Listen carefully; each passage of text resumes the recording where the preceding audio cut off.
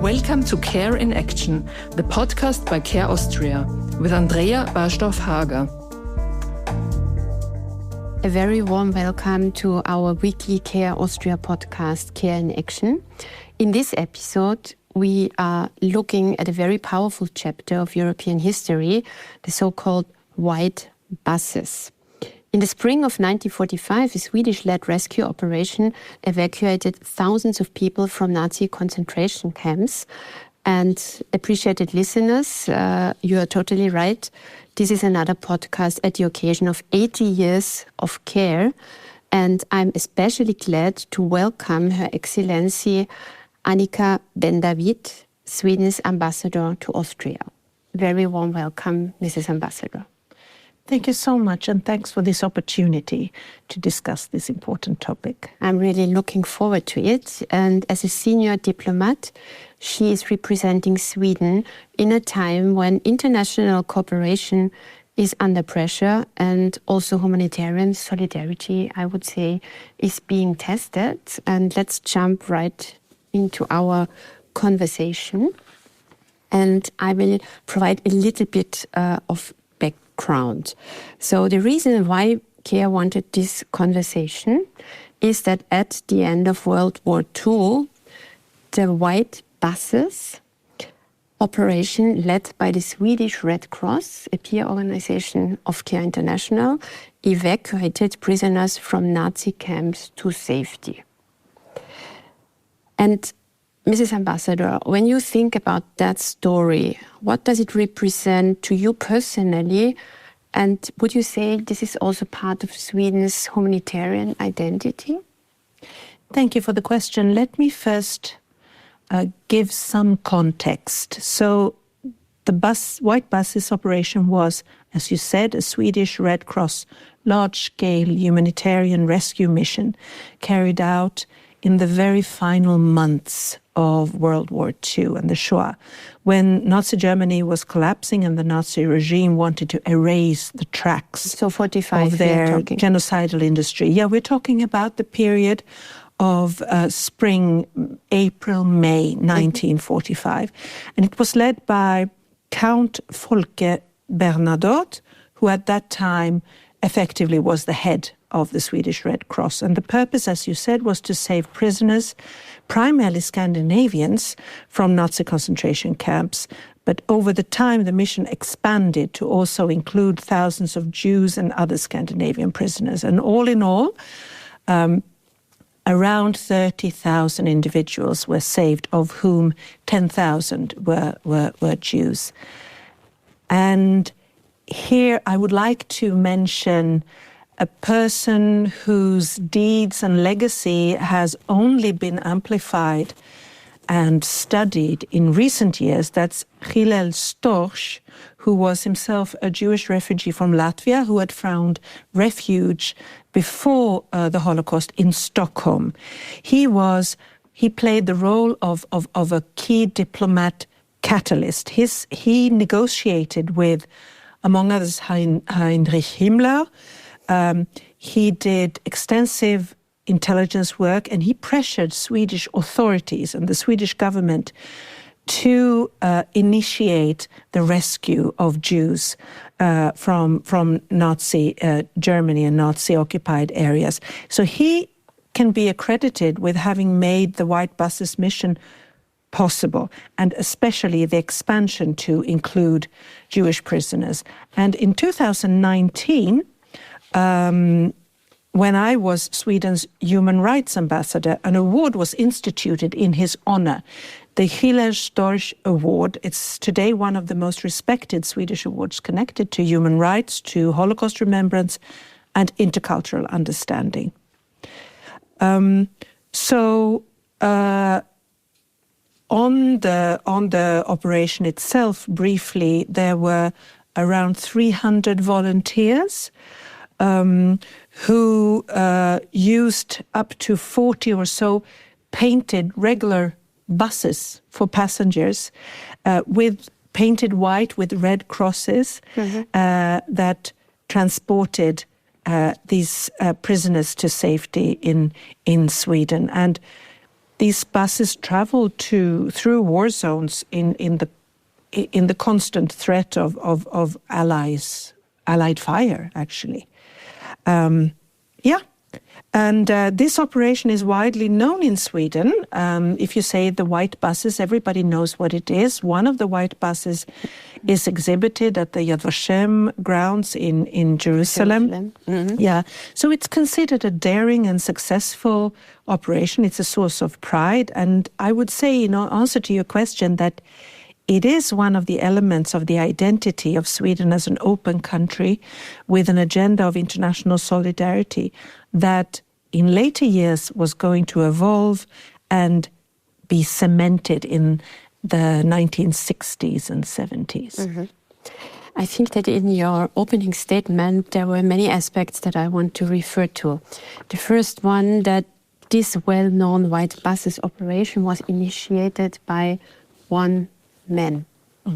And obviously he found counterparts in the Swedish government and in the Swedish public who listened to his plea and who followed his suggestion, because otherwise this might not have happened maybe.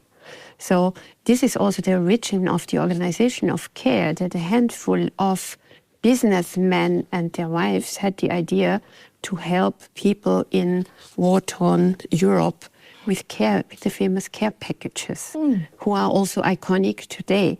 So it is always the initiative of people like you and me, let's put it like that. The initial spark for humanitarian large-scale operation in many cases come from very engaged people. And this is something that makes this story so precious. And then you said, because I was calculating, if more than 30,000 people were saved in a normal bus, you can transport 50 to 60, right? Hundreds of bus transports were necessary through war zones. And you said it so well that the buses, and it was a Red Cross operation, were painted in white with the Red Cross. And this was done in order to protect the buses and to send the signal, this is an humanitarian operation, war, stay away from us. And it worked, right, in those days? It did. There were one or two buses that had a narrow escape, but all in all volunteers came home safe and sound. Some rescued prisoners perished during the trip because they were in such a devastatingly poor condition. But mostly, yes, it was a very successful rescue operation. And this is exactly where I want to steer our conversation to, that nowadays we talk about an erosion of not only multilateralism, but also an erosion of international humanitarian law. And it was never as dangerous as it is now in these days for humanitarian workers to do their humanitarian job. We have so many people killed like never before. And for many decades, logos like the Red Cross, the logo of CARE, of the big global players, protected people working as humanitarian workers. And we see that this is not that much respected anymore. And even the UN colleagues tell us that also the UN logo is not any longer a guarantee that humanitarian workers are not included into war actions of war. Isn't that something tragic? Indeed. And Sweden has, since its inception at the end of the Second World War, been a strong proponent and supporter of what we call the rules-based international order. And that, of course, consists of the rules of engagements, the rules of play that we have all agreed upon and that we call international law, right? Those principles that are anchored in international public law, in the United Nations Charter, in the series of conventions protecting universal human rights for each and every one, no matter where they live or in what conditions they find themselves. And then we also have the international humanitarian law. That is also a cornerstone in international public law, which says that you cannot, without violating the rules of war, you cannot attack rescue workers, you cannot attack media operatives, journalists, civilians, of course, but also facilities, infrastructure, like hospitals or where civilians find themselves, schools, etc. And we have elderly homes. Examples, recent examples. We certainly do in Ukraine, in Gaza, and in Iran, elsewhere, everywhere. In Iran, in Sudan, in Eastern Congo. In Lebanon. Yeah. So we could have an endless list, unfortunately. So also from where you sit and work, isn't that something that really is worrying? The Swedish government is extremely worried about this. We are of the view that if we don't stick to the rules of engagement and the system of rules that underpin international law, then we are in a chartless territory. And it is absolutely imperative to stand up for these rules to make humanitarian intervention possible, but also in the broader sense to keep the international order intact, where countries control their own sovereignties, their own territory, and their own destiny. In Ukraine, we have a country that is a democracy, a neutral Slavic brother country, neighboring Russia, that posed no threat to it whatsoever, and where a nuclear power, i.e. Russia, has launched a full-scale invasion, a war of aggression. For years. For years, into the 5th year now. It's longer now soon than the First World War. Which is really dramatic. I also want to refer to the fact that the white buses, the whole operation, as far as I understood it, many volunteers were participating in it, right? Yes, 300 volunteers, and those were mostly the ones who drove the buses. I mean, they took the strongest risk, and it wasn't difficult to mobilize them, fortunately. And none of these quiet heroes have made much fuss around their deeds, but in recent years, there have been documentaries and more documentation of their heroic act. And then, of course, there were the teams set up to receive the rescued when they arrived to Sweden. But these volunteers who drove the buses under fire, they were men, and they were just general people. Some were lorry conductors, some had driven taxis or buses, and some were just farmers or industry workers who felt a calling. And do you know what motivated them? It was, I think, the opportunity to make a difference, because in the spring of 1945, the Swedish public opinion and government was well aware of what was unfolding in occupied Europe, in Nazi Europe. We just didn't know the absolutely atrocious industrial scale of the genocide against Jews, Roma, disabled persons and political opponents and LGBTI persons. Yes. But it was clear that this was an opportunity to make a difference and to save the small scrape of civilization that remained. This is really impressive, and it gives me also the opportunity to explain that CARE International is not working with volunteers, because we are focusing on humanitarian work worldwide. And in today's world, it is that dangerous, and you have to have so many special trainings that we would not work with volunteers in our humanitarian intervention. You have mentioned it yourself. War is close to Europe. I mean, if we talk about the European Union, then we say we had 80 years of peace, which neglects that the Balkan Wars were also traumatic and dramatic for millions of people 30 years ago, but it was not inside the European Union. So we hear also in Germany, also in Austria, we hear very often this never again. We have to stand up against racism, against anti-Semitism, against all ways of discrimination. This never again is also famous in Sweden, I assume. Yes, it is, because Sweden took it upon itself some 25 years ago in the late 1990s to reinforce Holocaust remembrance, Holocaust research and education. And that was an initiative from our then Prime Minister, who had heard about a poll that seemed to suggest that knowledge among teenagers and school children had waned when it comes to the Holocaust. It actually proved incorrect, but it doesn't matter because it was a very good initiative.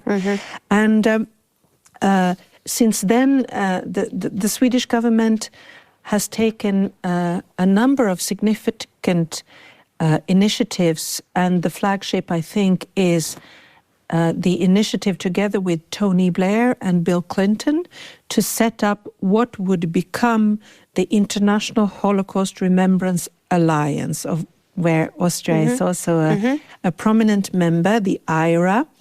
And until today, the charter of the IRA is the Stockholm Declaration. In 2021, our then Prime Minister hosted to celebrate the first 20 years of IRA. It was a little bit delayed because of the pandemic.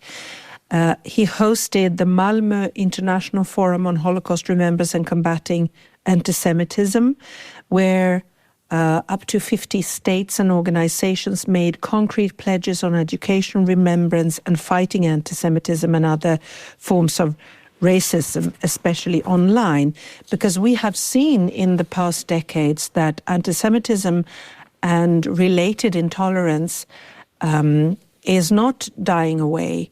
The witnesses are perishing, are leaving us, but the phenomenon and the threat of antisemitism prevails. In 2003, so almost 25 years ago, the government of Sweden set up a national government agency called the Living History Forum, which has risen to great prominence. Its core mission is to promote democracy and human rights through lessons from the Holocaust and other crimes against humanity, with a specific mandate to deepen knowledge about antisemitism and other forms of racism.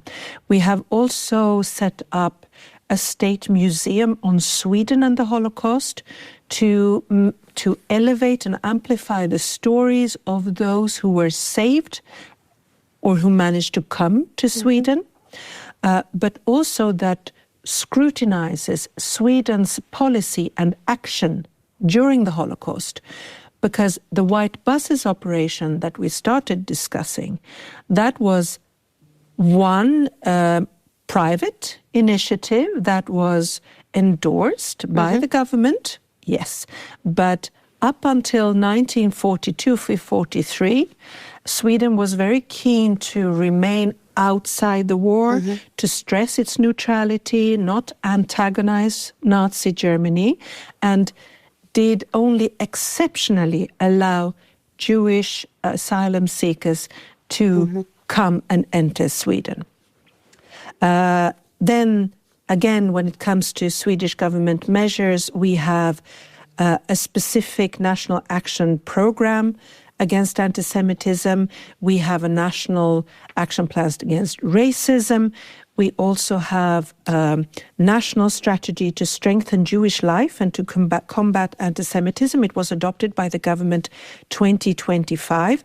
And this is a broader strategy that involves large parts of society to strengthen Jewish life and combat anti-Semitism, and also framing Jewish culture as an integral part of Swedish culture and setting long-term goals in education, cultural heritage, safety and openness. And lastly, I want to say that we have also devised specific Holocaust education and teacher support. So this government agency that I mentioned, the Living History Forum, they run nationwide educational programs and teaching materials, not only for teachers, but also for municipalities and regions and the local level.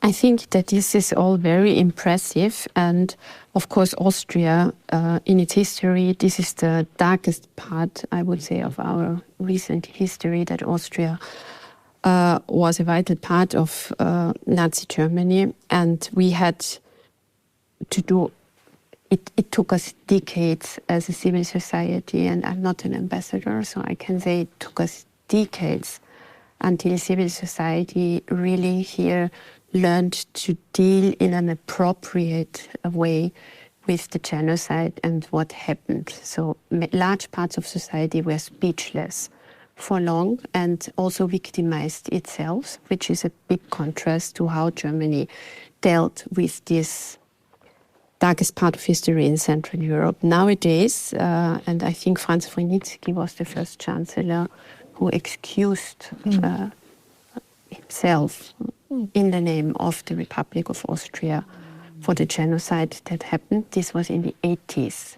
Nowadays, I would say that we have found better ways to deal with it, and I'm sure that you are aware the city of Vienna is discussing the possibilities of an additional remembrance, sort of a Holocaust museum, which is a difficult task, how we as involved parties are dealing with this topic. And what really, really makes me sad as a humanitarian is that the Middle East is so much on fire and such a war zone for millions of people.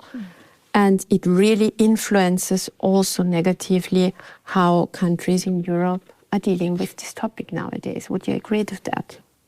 Yes, I would agree with that. And we are unfortunately finding ourselves in a world where authoritarianism is advancing and democracy is waning. The rules-based international order that I referred to earlier is being undermined actively. It's eroding.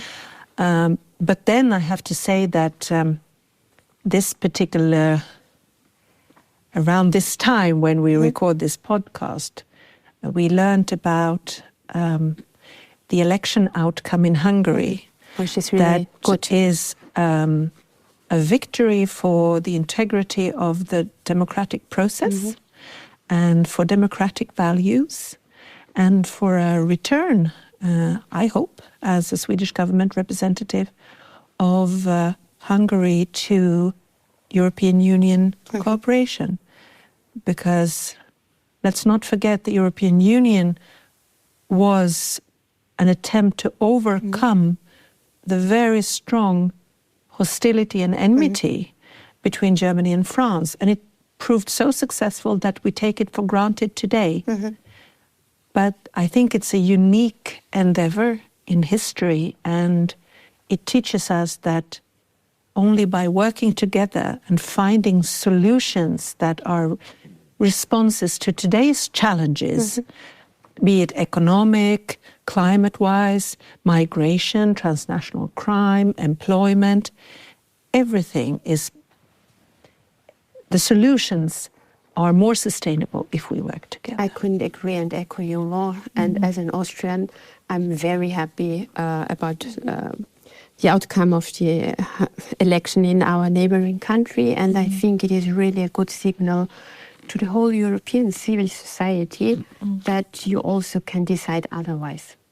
Indeed.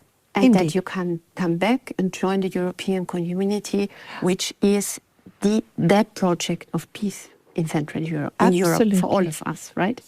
And that international collaboration with all the challenges we face is the way forward and not national solution for transnational issues, right? No. So I'm also happy about it, I have to say. Might does not make right. And what unfolded after the choice of Hungary's voters proved that. Absolutely. So we have touched briefly on it, but the care package, and I have asked you in preparation for this podcast, that CARE is known to you in spite of the fact that CARE has not an own organization in Sweden, but in Scandinavia we are represented by CARE Denmark and CARE Norway, who are working together with the Swedish Development Agency. And I'm sure you also are aware of the care packages that are really iconic. Because in Austria, every seventh Austrian in the aftermath of World War II was the receiver of a care package, which is really a lot. And also the care package were initiated by private business people who wanted to help first their the American soldiers, and second, the civil society in Europe, because many had friends, many had family in the US, and so there was a connection, and people sent support from the other side of the world. And also my parents were receivers of care packages, and they told me long before I knew that I would have the privilege to work for CARE. So this is really something like the white buses that everybody knows, and it's also used in daily language. I assume that the care packages in Sweden didn't play a role, right?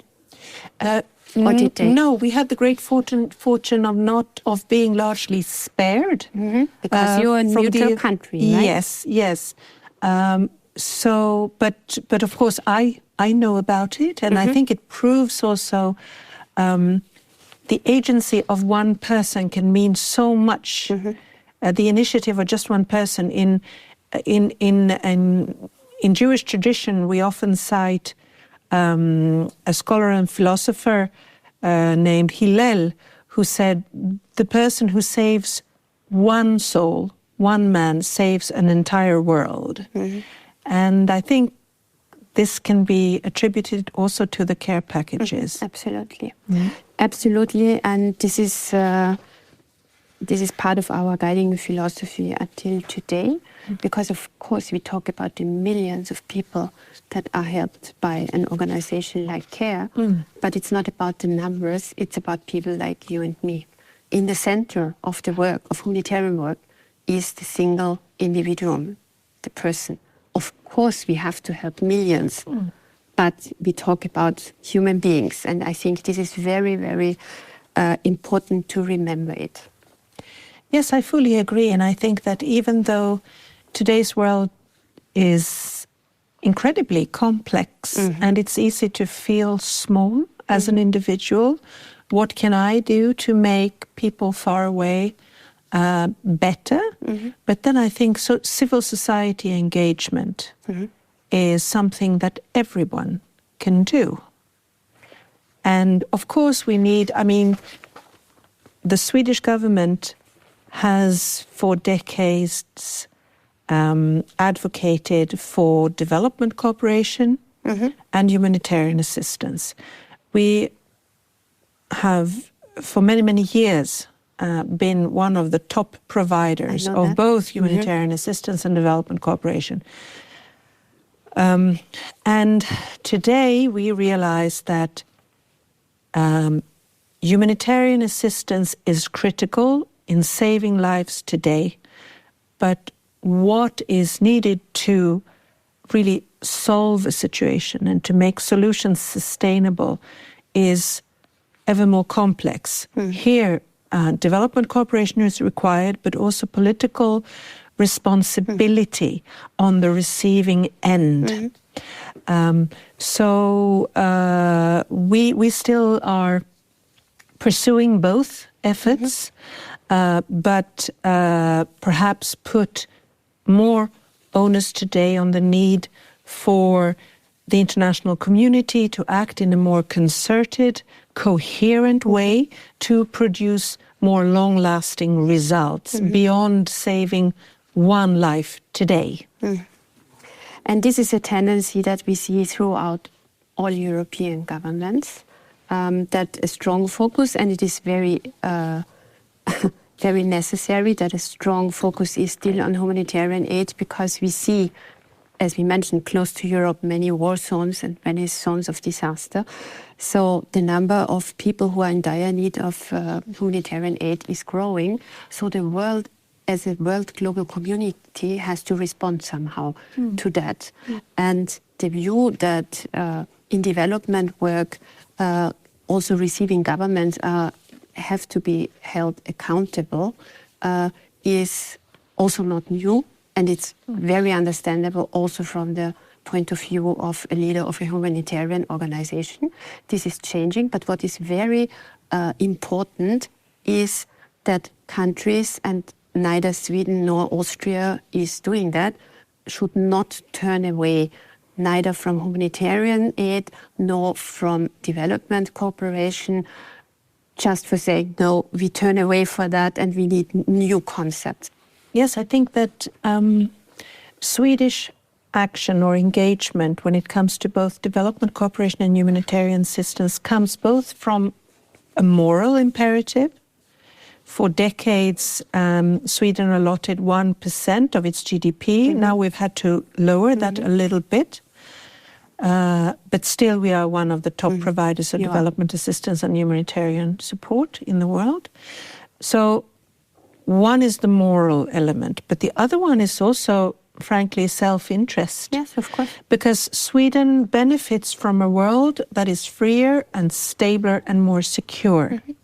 And also from a migration point of view, Sweden has hosted and received large volumes of refugees and asylum seekers and migrants in the past 10 years. And we are making a closer now connection between development cooperation, strengthening conditions for people to live free and secure lives in dignity where they live. And here we need a strengthened partnership with the receiving countries. Absolutely. Yeah. And also a stronger emphasis on trade, because aid, and particularly humanitarian assistance, is required in an acute theater of conflict, like Sudan, like Gaza, etc. But at the end of the day, what is needed is what we spoke about before: ownership, responsibility, a commitment to non-corruption, to make it possible for people to live and thrive where they are.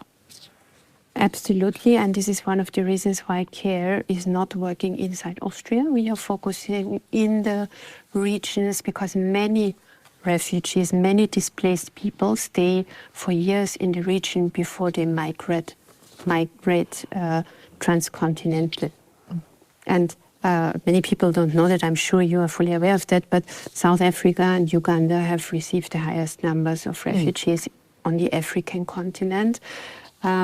And we have to be very realistic that not everybody wants to come to the European Union.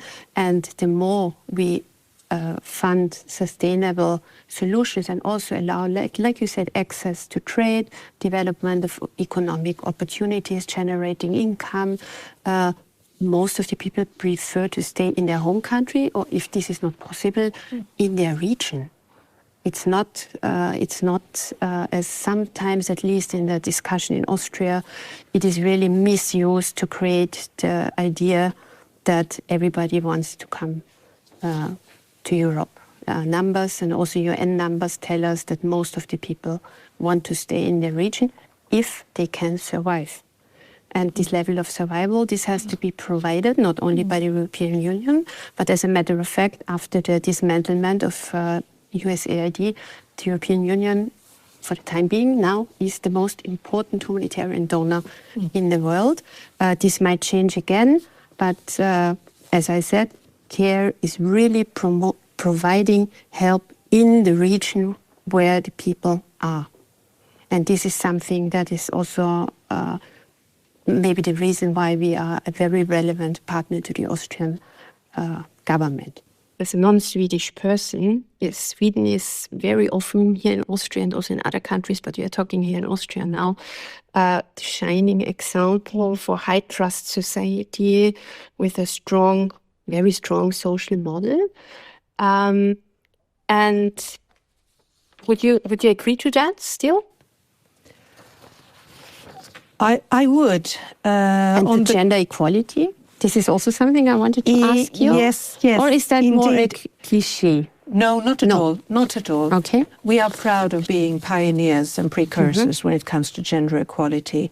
And since CARE is a prominent example of civil society's role and agency, I want to stress how much civil society action has played a role in developing Sweden since the end or middle end of the 19th century. It was civil society that pushed for mandatory education for all kids, that pushed for women's right to vote, that pushed for human rights in the world of work, trade union engagement, etc.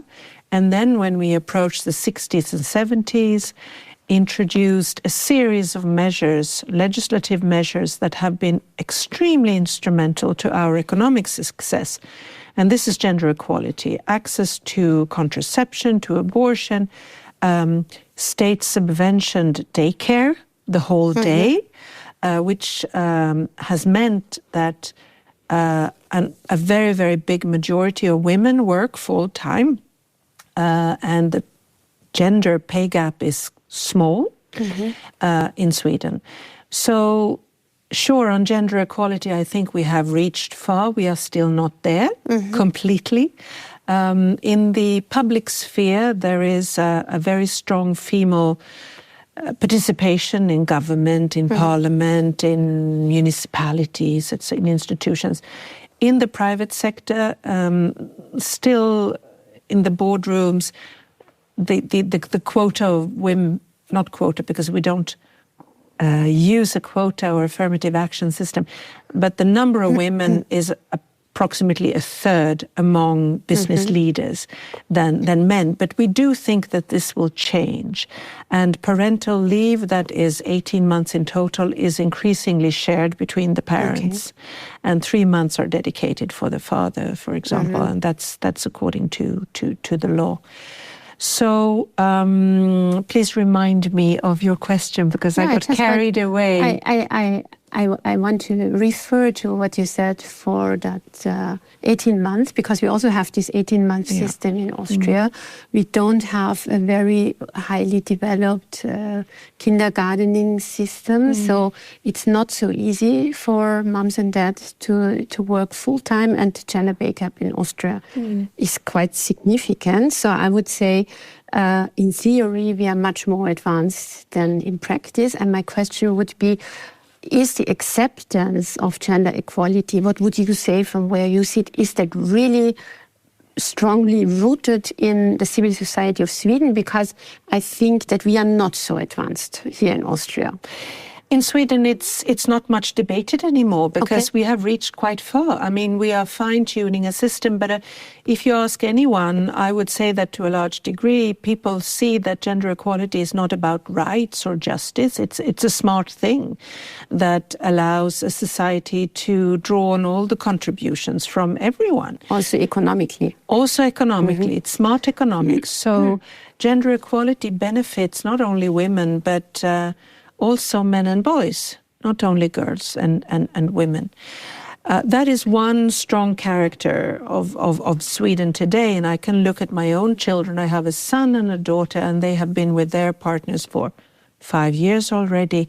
And in their two respective relationships, gender equality is it's a given. It's not something you even discuss. It's obvious that you share household tasks, etc.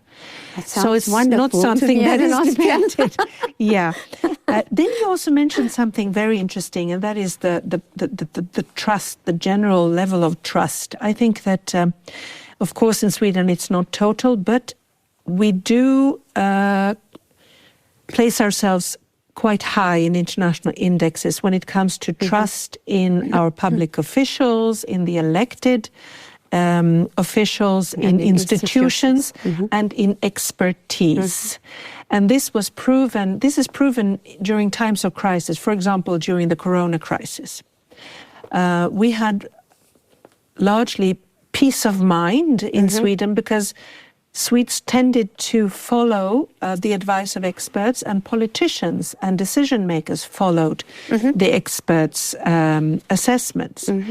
It was also illustrated, the degree of trust, when Russia waged its full-scale invasion against Ukraine. The war started in 2014, obviously, but when the large-scale invasion took place in February 2022, that was an absolute earthquake for our society.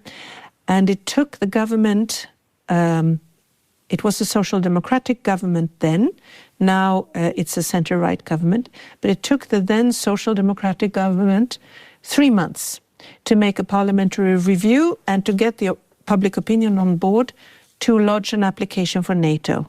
And I think the reason why it was so quick was because Swedes generally have a high awareness of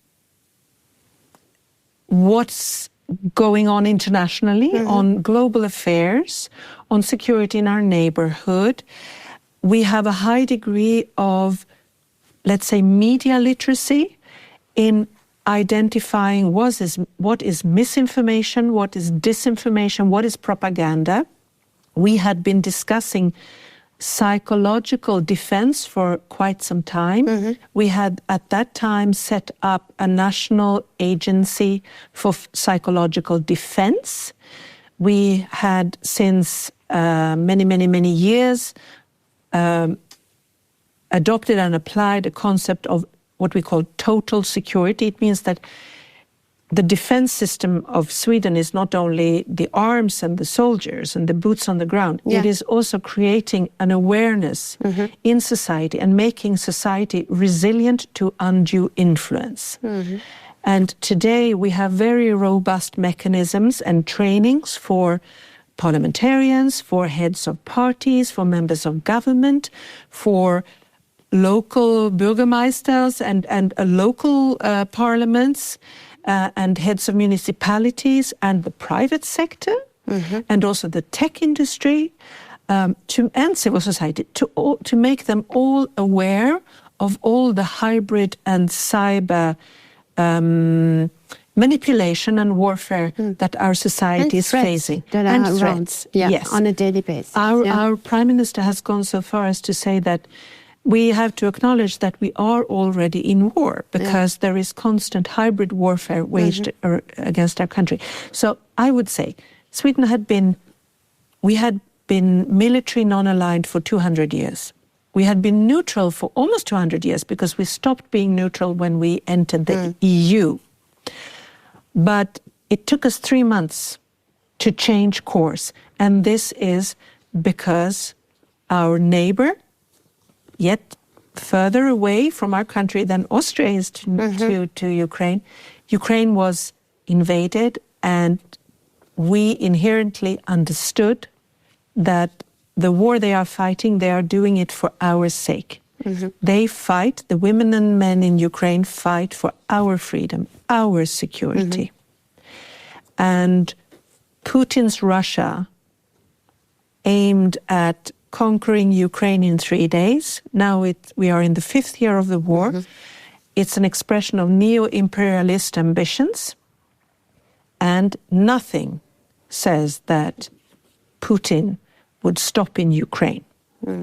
And yielding to Putin and have his way in Ukraine and achieving some kind of peace that would mean that Ukraine has to cede territory or a part of its sovereignty, it only makes us more vulnerable. And President Putin despises vulnerability. So we have to gain peace through strength and stay strong and stay on message.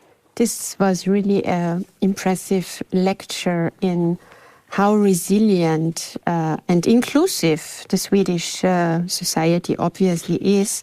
I would say it also highlights, and this is also what CARE is seeing in its daily work, because we are working highly engaged in Ukraine, that also Ukraine has a very resilient civil society who endures things that we can't imagine, even with all our fantasy, and it's good that we cannot.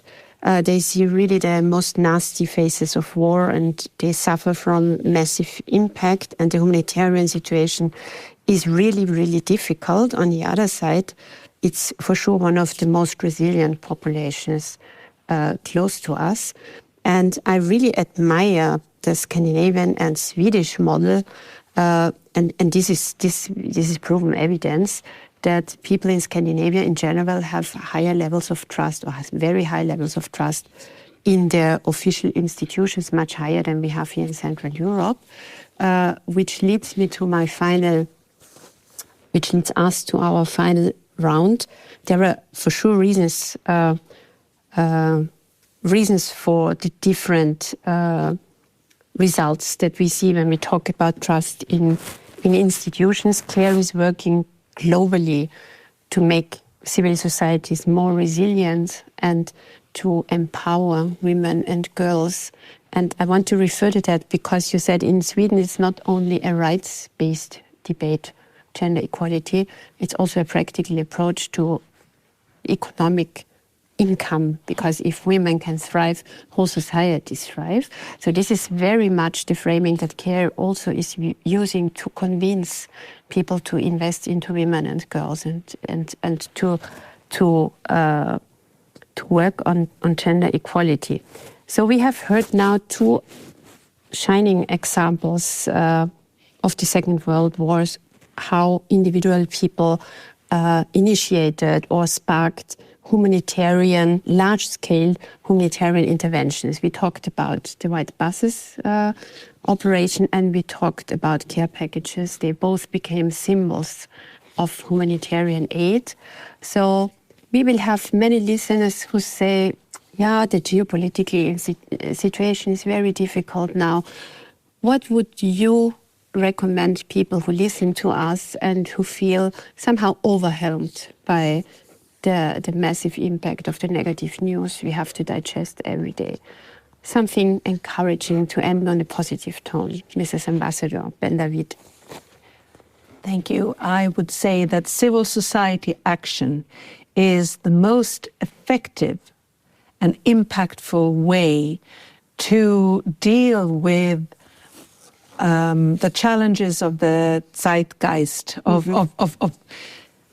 of processing the anguish that and I don't know, feeling of fatigue that can afflict you.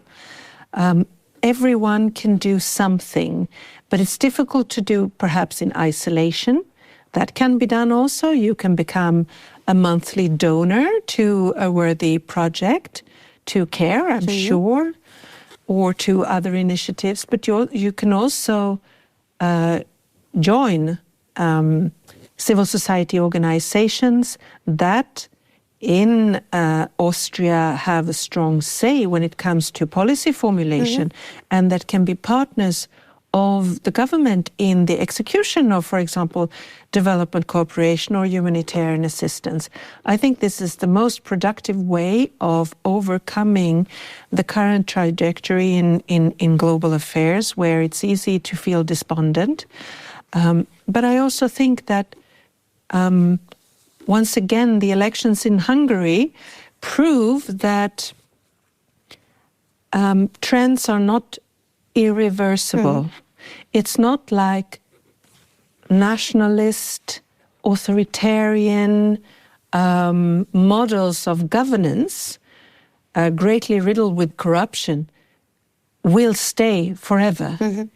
Things can change course, and it's people that change course, even in settings where the media is not free and where the government makes it difficult for civil society and opinion makers and regular voters to meet and to gather and to exchange and to inform themselves. So I think that the agency of the individual will always triumph all the threats that we are facing. So there is a big room for maneuver and action. And one has to recognize this room for maneuver and action. We should not drown in despair. This is a clear call to action. We should not accept situations as sad they may be, and we should not think that democracy is a given. We have to be active. We have to get active. We have to engage. And there's a lot that is worth fighting for, isn't it, Mrs. Ambassador? Indeed, indeed. I couldn't agree more. Thank you so much for having me. Thank you so much for being my guest, Ambassador Annika Ben-David. Thank you very much. I really appreciated our conversation. I hope that our listeners did that too. And yeah, have a good week. And we hear each other next week at the next Care in Action. Thank you for listening. This was Care in Action, the podcast by Care Austria with Andrea Barstoff-Hager. For more information about CARE and our projects, visit care.at. There you'll also find out how you can support our work. This podcast is made possible with the generous support of CC Real. Thank you for your commitment, which enables this series of conversations. See you next time.